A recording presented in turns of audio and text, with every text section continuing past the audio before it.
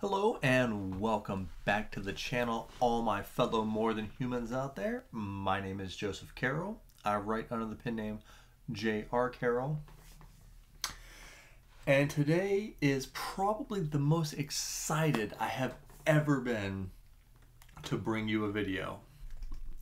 Today I finally get to bring you a sample of the audiobook for More Than a Vampire. Now, some of you may know that my second novel, More Than a Gunslinger, already has an audiobook. And some of you might have thought, well, why does his second novel, it's not a sequel, so it stands on its own, but why does the second book have an audiobook and the first one doesn't?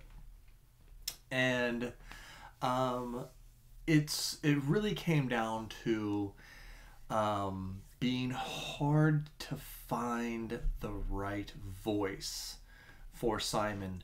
More Than a Vampire, in the genesis of it, in the totality of it, is a book that took me 17 years to write. So I wanted it to be perfect.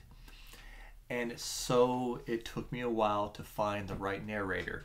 But I didn't find the right narrator.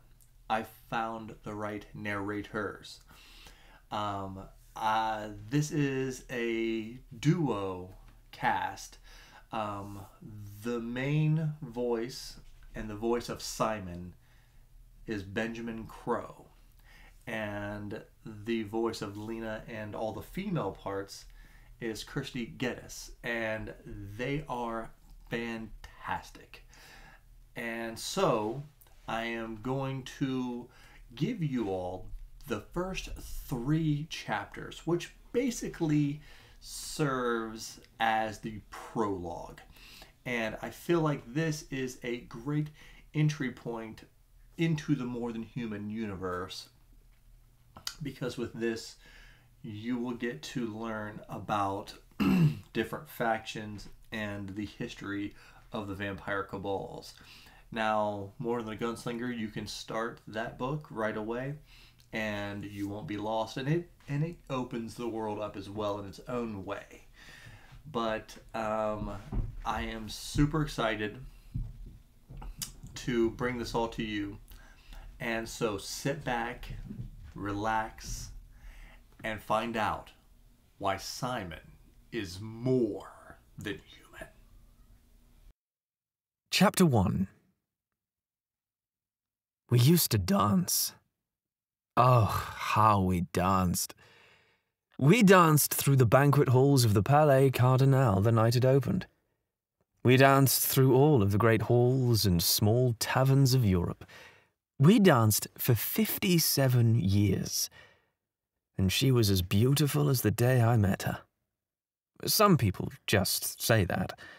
The difference is that, for us, it's true. We don't age. Our kind never does, from the day we are turned. We have been called many things. Draugr, Gangshi, Ekimu, but most know us as vampires. I knew the moment I laid eyes on her that she was it for me. Like magnetism, I was drawn to her. Each step felt like a moment closer to destiny. She wore a beautiful green silk sleeveless dress that matched her emerald eyes. It made her stand out. The ladies of the time preferred long sleeves with their evening attire. I went with my standard silver and black doublet. The room smelled of expensive wine and a multitude of different perfumes. It overwhelmed me as I entered the main room. I'm not much for these types of parties. I mean, the musicians were great. The violins and cellos were echoing through the room brilliantly. I get a little claustrophobic with so many people walking around each other. The best part was the hors d'oeuvre, tiny little sausages in between sweetbread. I began to walk towards her. I like to think I'm a pretty suave gentleman, but when faced with such radiance, the only thing that I could come up with was, "Hello there." Yes. She couldn't have answered with a more disinterested statement. "Would you like to dance?" I had to recompose myself and get my words together. Why don't you go find another girl with whom to fornicate with? She responded. I stopped thinking about what to say and let my instincts take over. All of these girls are just prey. I want a woman who knows how to hunt. Are you of the night? She looked up at me and smiled a bit as she spoke the code of our kind to identify themselves to one another. I am one with the night. I nodded slightly, with my traditional response. So, my name is Lena. Who might you be? She asked, as she let out a small laugh, looking me over with a grin. I had to curb my giddiness. My name is Simon. I am of the Mart Cabal. And you are? Lena asked me with a curious look. I am of the Ekna Cabal, I replied. Chapter 2. I guess I should explain a little about our culture and history. No one knows when the first vampires appeared. It's said that most of the so-called supernatural entities came into existence because humans exited the food chain. I guess Mother Nature didn't like that. So, mutations and viruses occurred to produce what we now call ourselves super predators. All vampires can trace our origins back to a single vampire, known as Lord Dracula. I'm sure you've heard some stories, but 90% of them are bullshit. He was turned about 6,000 years ago. At that time, there may have been around 1,000 vampires in the world. He lived in Samaria, and back then, vampires had no structure. It was survival of the fittest. Sure, there were some small clans, but nothing like what we have today. Dracula, as it's told, was no one special at the time. He was living day to day and trying not to get killed by his kind, as well as other super predators, not to mention humans. He was one of the first to get into the science of what made us what we were. He was possibly the first vampire to study at what would have been the equivalent of a university. This was pretty impressive, considering we don't get along with sunlight. We don't burst into flames or melt into a puddle, but it does feel like 1,000 fiery needles are stabbing our skin. It drains some of our life force reserves to hold the pain at bay. This is why most of our activity is at night. Dracula would dress in a full cloak to protect himself from the sun. He studied under masters for years. He tested and experimented on himself and other vampires. Doing this, he was able to find out some very useful things about us. Some of his theories are starting to prove true with the recent discovery of cells. Things that cannot be seen fascinated him even more. Like why, when we feed on a creature, it will die before we take more blood than they need to live. He speculated that when we feed, we are taking a creature's very life force, possibly the electricity stored within. The more we feed, or the stronger the host we feed on, it's like the flow of energy is shut off from us after we take a certain amount of it from them, especially if we are feeding on something stronger than us. That's one of the two ways we get stronger. We get stronger over time, and by feeding on strong creatures, and that includes other vampires. When Dracula realized this, he formulated a plan to reshape the vampire world in his image. Dracula started small, snagging young vampires. Since there wasn't any hierarchy or governing body to keep track of the vampire population, no one noticed if one of us went missing, or if a new vampire came into the area. He knew he needed more power to take on the elders, so he started draining livestock as an easy power boost. Soon, he had cleared an area of 1,000 miles. By now, almost all the vampires knew something was hunting them. The rest of the predator communities were wary of such an apex predator as well. Dracula moved out of Mesopotamia to continue the mass killings. He went north first, where fewer vampires resided. It wasn't hard to find them, with fewer food sources available. He knew where they'd be.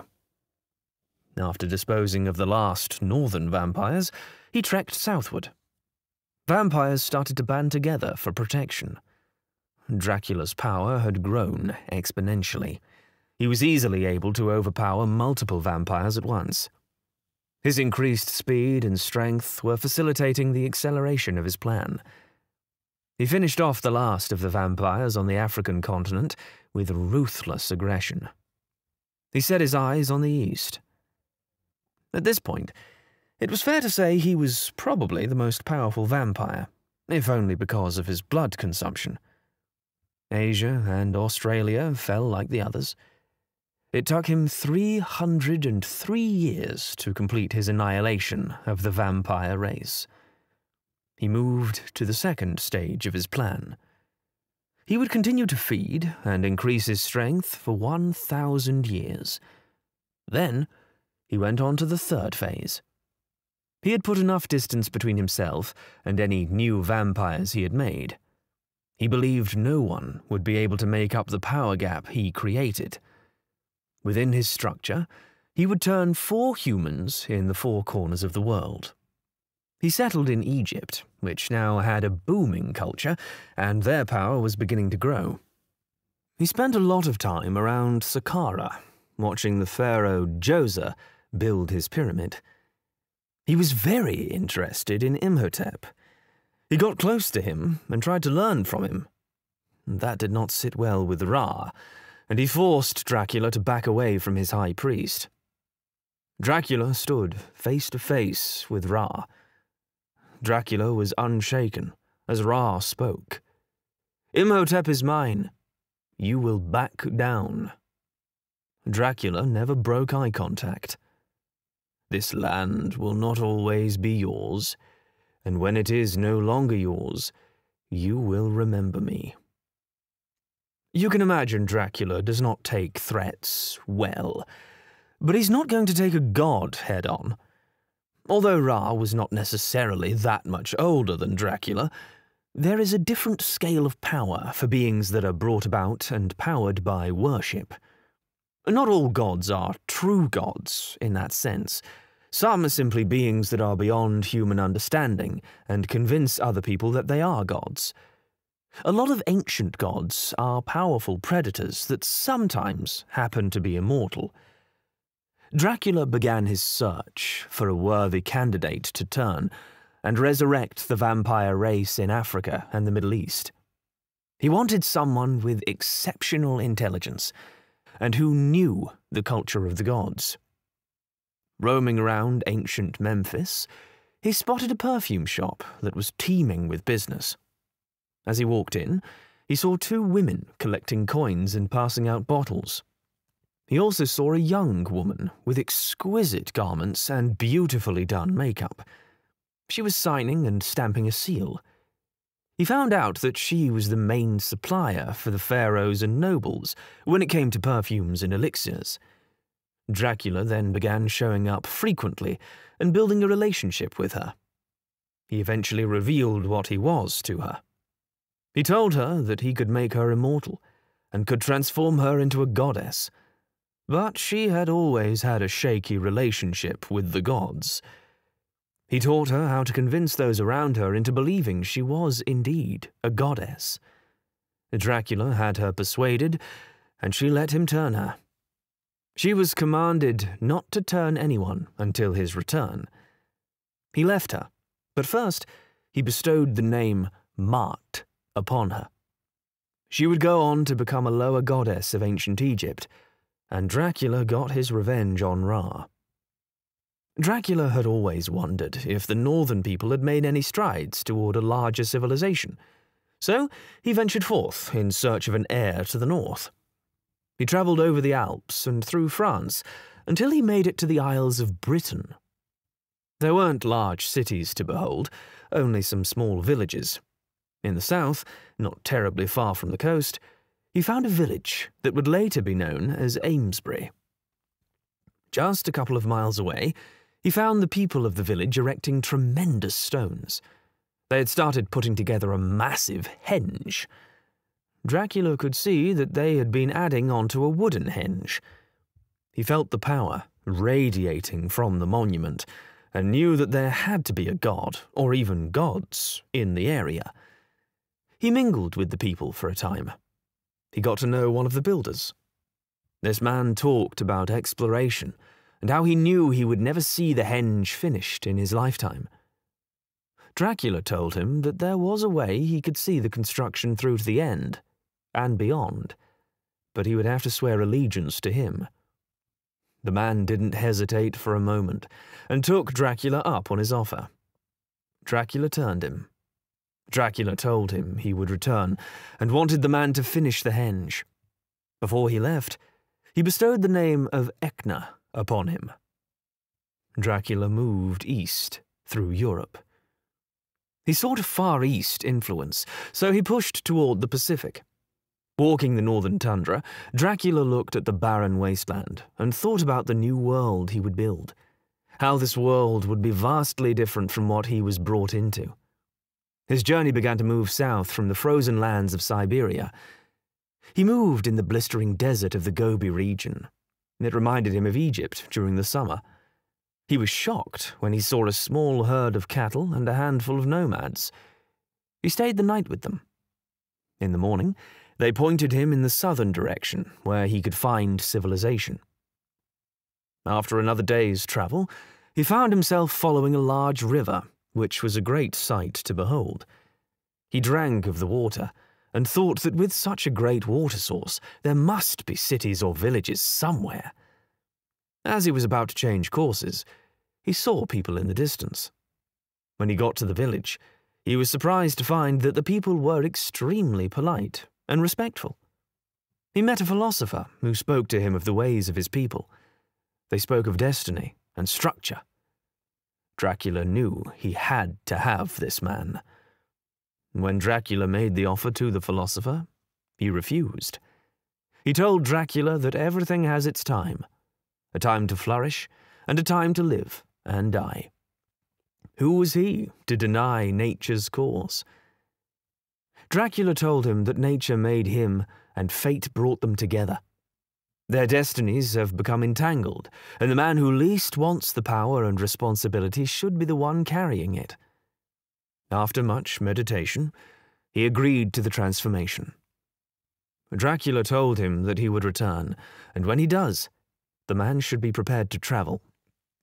He told the philosopher that his people should call him Wendy. His name is spoken to this day among common Chinese folk. Dracula looked out at the expanse of the ocean and wondered what was out there. He followed the coast and ran into many settlements, but never found what he felt he needed. He reached the southern tip of Asia, still in search of his last heir. He had heard a legend of a group who left a small island off of the coast of China and had been raiding villages and islands all over the ocean. Dracula got his hands on a ship and paid a small crew of 3 people to help him find the legendary raiders. They sailed east, hitting island after island. The people told the same stories of a race of giants whose bloodlust and strength was unmatched. Dracula pushed his men to work harder and sail faster. They stopped on a small island where they rested and spent the night. In the morning, they woke to a terrible sound. Loud, rhythmic yelling. Dracula walked to the other side of the island, where he ran into a group of large men. They had tribal tattoos on their face, chest, arms, and legs. Dracula's crew caught up to him and asked what was going on. He instructed the men to stay quiet. More of the tattooed warriors arrived on the beach. One of the warriors saw Dracula and his men. They formed a line, and their leader, a giant of a man, started walking around them. He began to yell, "Ka mate!" The men began to do a type of war dance, slapping their chests and legs. The leader started walking toward Dracula. He was nearly half a foot taller than Dracula and maybe 200 pounds heavier. He was carrying a teardrop-shaped jade piece in his left hand. He got right in Dracula's face and stared at him, his eyes almost bulging out of his head. Dracula's facial expression did not change in the slightest. Then, in the blink of an eye, the man slammed the jade piece into the left temple of Dracula. Dracula limply fell to the ground. The two crewmen ran, attacking the warrior. The warrior kicked the first crew member in the stomach, and as he bent over to grab his abdomen, the warrior smashed the jade piece down into the back of his head. The other crewman threw a wild punch at him. He leaned back out of the way of the punch. Then he grabbed the man by his shirt and head-butted him twice. "That is quite enough," a voice from behind the warrior bellowed as the crewman fell unconscious. The warrior turned. A shocked look engulfed his face. Dracula stood there, relaxed in posture, with not a single mark on him. The warrior motioned to his men to attack. They ran full speed at Dracula. They were carrying clubs with shark's teeth along the edges. They swung at Dracula, but he blocked the first swing with his left forearm. He pushed the warrior with his right palm, causing the warrior to fly back 20 feet. The next swung down like an axe. Dracula sidestepped. When the club hit the sand, Dracula stomped on it and shattered it into 1,000 pieces. He grabbed the warrior by the right arm and threw him into the next warrior. The only one left standing was the leader. He moved toward Dracula with intent. Every step was calculated. He stopped 10 feet from Dracula. He looked him over and swayed back and forth on the balls of his feet, ready to strike at any moment. Dracula stares deep into his eyes. A small smirk starts to spread across his mouth. "You are exactly what I need." Fearless and ruthless, Dracula declared, his voice booming across the beach. As Dracula heaped praise upon the warrior, his demeanor did not change, until Dracula asked him if he wanted to be the greatest conqueror the world has ever known. The warrior told Dracula that he wanted to be a legend to his people. He wanted his name to live on forever. Dracula stopped him and said that he could live forever. The warrior's eyes shot open, but a flare of skepticism arose. Dracula told him that he walked the earth before the warrior's ancestors left the first island. The warrior asked how it was possible that he didn't die, and how he survived the blow he dealt him earlier. Dracula explained what he was, and how he wanted the warrior to join his family. The warrior agreed, as long as he could continue to travel the seas. Dracula told him that he wanted him to conquer the seas, but he would have to take a trip with him first. After that, he could return to his people. That night, Dracula turned the warrior. In the morning, before they set off, Dracula spoke to the islanders and told them that when the warrior returned, his name would be Tumatawenga. He announced that they will travel and conquer all of the islands of the ocean, but that they must wait for his return. They pushed off and headed toward the continent of Asia. Chapter 3. 2 asked Dracula where they were heading. Dracula told him that they were going to pick up another one of his children. 2 asked if he, too, was a great warrior. Dracula said he uses his mind more than a sword. 2 scoffed. Dracula looked at him and told him not to underestimate him, that he chose him for a reason. 2 looked out to sea, with a focused look on his face. The trip took them 2 weeks. The people of the village had never seen someone like 2. He was the largest person they had ever seen. They couldn't take their eyes off of him. Tu scowled as he walked beside Dracula and told him that he didn't trust these people. He thought they should leave quickly. Dracula explained to him that these people were perfectly fine and there was nothing to be afraid of. When they arrived at Wendy's house, he had supper cooking and welcomed them in. Tu listened to Wendy and Dracula talk, sizing up Wendy. He was trying to figure out what made him worthy of Dracula's loyalty. Wendy genuinely took an interest in Tu and his life. He asked about his family, goals, and plans for the future. Tu realized that Wendy did not possess the same tools that he did. He lacked the tools of a warrior, but he did have the tools of a great thinker, persuasion and strategy. He could see all of the effects of a possible enemy. Tu embraced Wendy and accepted him as a brother. He looked forward to their journey. Wendy saw that Tu was more than what he appeared to be at the surface. Not a mindless, killing machine, but a thinker as well. He knew he was going to be a great asset to Dracula. In the morning, they pushed off after Wendy said his goodbyes. They planned on going through the Indian Ocean and up through the Red Sea. As they talked through what the best plan was, the sea started to turn on them. Tu told them that he believed Tangaroa was not pleased with them. They were blown off course and landed on the subcontinent of India. Dracula knew instantly where they were, and once they moved on to land. "Do not speak. This is not our land. This is the land of the gods," Dracula commanded. Tu gripped his shark-toothed club, while Wendy skeptically looked around. Dracula began walking down the shore, while Tu and Wendy fell in behind him. They arrived in a small city. Dracula tried to move them silently through. As they made their way out of the city, a group of 5 women came out of the woods, carrying water pails from the nearby stream. They nearly ran into Dracula. They all put their pails down and walked around the men. The women began speaking loudly, looking over the men. Tu started telling them to get back, but the women didn't understand his words. Dracula told him not to engage with them, but the women began to touch Wendy and Tu.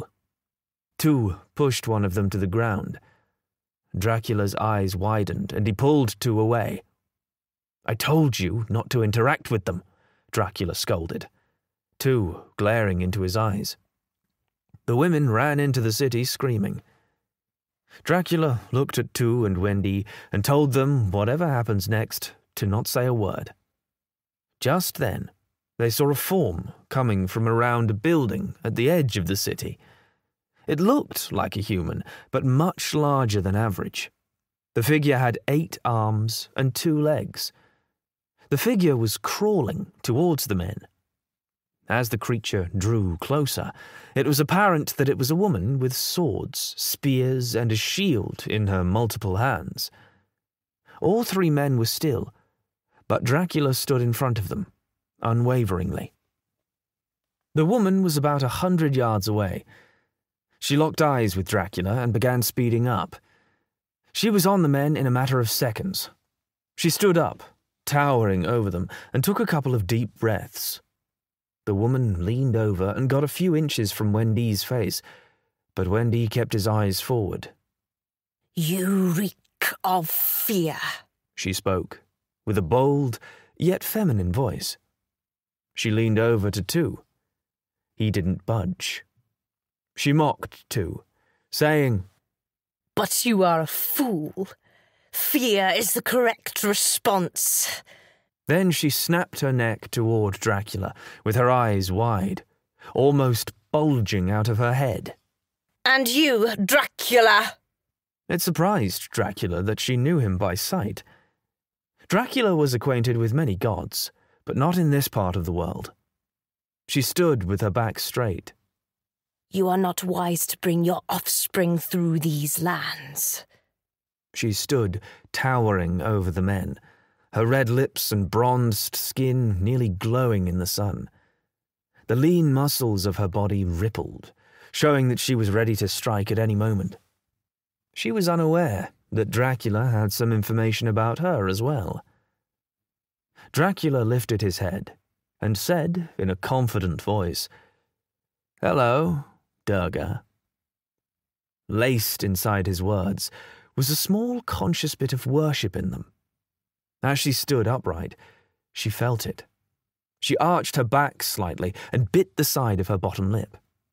For a being at the level of Dracula, sensing even a small amount of worship must have been exhilarating for her. She let out a small sigh and looked down at Dracula. Durga gushed. I love the way you speak my name, but I was unaware that you knew me. Your beauty and power are known far and wide, and couldn't be mistaken. Dracula's compliments seemed to cool the bloodthirsty tone in her voice, and the murderous look in her eyes, if only ever so slightly. Leave these lands at once. You or any of your offspring must never return. She looked at Tu and Wendy, cautioning sternly. Next time you enter my lands and touch one of my worshippers, I will rip the flesh from your bones. Dracula spoke up. And you should also remember that gods can die too. There was a long silence. Tension weighed heavily in the air. Durga sneered. But not so easily. Afterward, Dracula, Tu, and Wendy made their way north, through the jungle and over mountains. They had 2 more places to go. They finally arrived in a small village in the northern region. Even with his enhanced immunity, Tu showed disdain for the cold northern winter. He had never seen snow before, and found it very unpleasant to the touch. Dracula asked some villagers where he could find Ecna. They told him he would find him at the henge. They made their way to the monument. Ecna was on top of one of the giant stones. He leaped down when he saw Dracula, landing on his feet with ease. Dracula greeted him with a handshake and said, "I see you've been busy." Ecna nodded to him and confirmed. "Thanks to you, my lord. Not only will I live to see it completed, but I will be the one to see it concluded." Ecna introduced himself to Tu and Wendy. He invited them into his home. It was a nice, round stone structure with a thatched roof. The stones seemed to reflect a blue colour and were unlike anything the men had seen before. The interior was well decorated, with animal hides and some gold trinkets hanging from the walls. They ate a meal of boar and potatoes. Tu seemed to get along with Ecna, while Wendy seemed to be more silent. In the evening, Dracula went to Wendy and asked him what he thought of Ecna. Sitting beside the fireplace in the guest hut, Wendy and Dracula conversed. Wendy told Dracula that he liked Ecna, but Dracula might want to keep an eye on him. Wendy sensed great ambition in him. The following morning, they set off for Egypt. They walked along the main roads, which were no more than dirt and mud trails that animals and some merchants used. They entered Central Europe, where the forests dominated the landscape. After covering a fair distance, Dracula decided they would stop so that they could feed. They were nearly starving. Tu, Wendy, and Ecna all fed on deer, while Dracula walked around their small camp. The men never saw Dracula feed, not once since the journey began. Not letting them see him feed may have been a way for him to show them that he had near limitless reserves. As they fed, the forest was mostly quiet, with the sound of a nearby stream running and some birds chirping in the distance. Suddenly, Tu looked up and said, "We are being watched." Ecna reached down and grabbed his sword, while Wendy grabbed his dagger. Tu sat calmly with his shark-toothed club, no more than an arm's length away. Tu asked, "Is it a god?" Dracula replied loud enough for him to be heard throughout the area. "More like a god's mistake." No sooner had he got the last word out when they heard a grunt, then smashing through the limbs of the canopy. Before they could even attempt to guess at what it was, the figure was sliding down the side of a nearby giant fir tree. It tried to slow its descent by gouging its long claws through the bark and into the meat of the tree. Its claws cut through the tree like it was a block of cheese. There was very little resistance. It hit the ground without throwing much debris up. The ground was a mostly moist brush.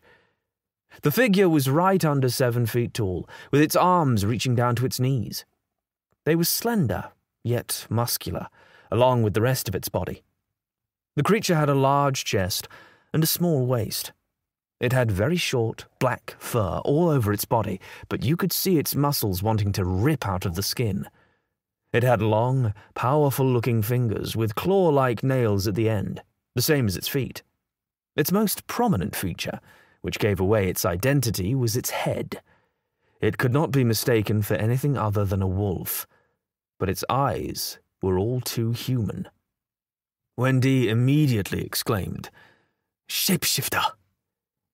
Ekna corrected him, stating he was a lycanthrope. Dracula stood between the men and the lycanthrope and told him to declare his business.